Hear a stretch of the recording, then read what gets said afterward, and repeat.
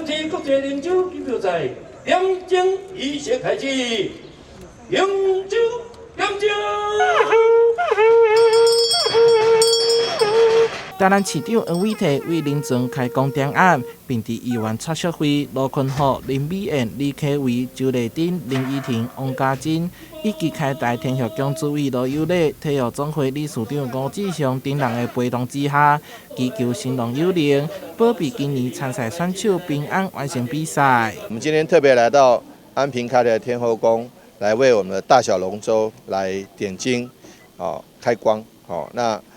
龙舟点睛象征这个比赛即将开始。那我们今天非常高兴，也感谢安平开台天后宫。安平开台天后宫注意到选手所使用的救生衣，拢已经牢固破损，所以各买110件全新的救生衣，趁着今仔日的凌晨点案仪式，送予台南市政府，由市长黄伟綽代表接收，并颁发感谢状，感谢庙方的热心。咱一年一度吼，这龙舟比赛吼，这几年拢伫咱安平国中的门外口这条运河来举行啦吼。咱安平国中逐单嘛是拢参与这比赛，拢一定是派队参加。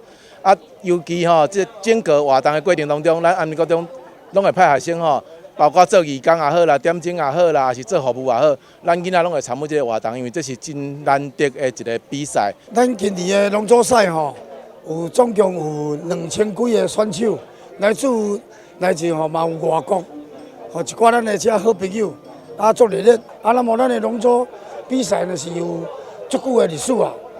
伫龙舟赛所有当全省，就是咱台南市的龙舟比赛上届传统，上届久的吼。大家所以讲受到咱的世界各国大家认定。今仔日的点案仪式结束了后，象征今年的台南国际龙舟锦标赛豆豆进入活动高潮。6月18号将举办开幕仪式，当天安排大约40分钟的恢复表演。体育局邀请民众到店来参加，为选手来加油打气。台南新闻杨顺怀采访报道。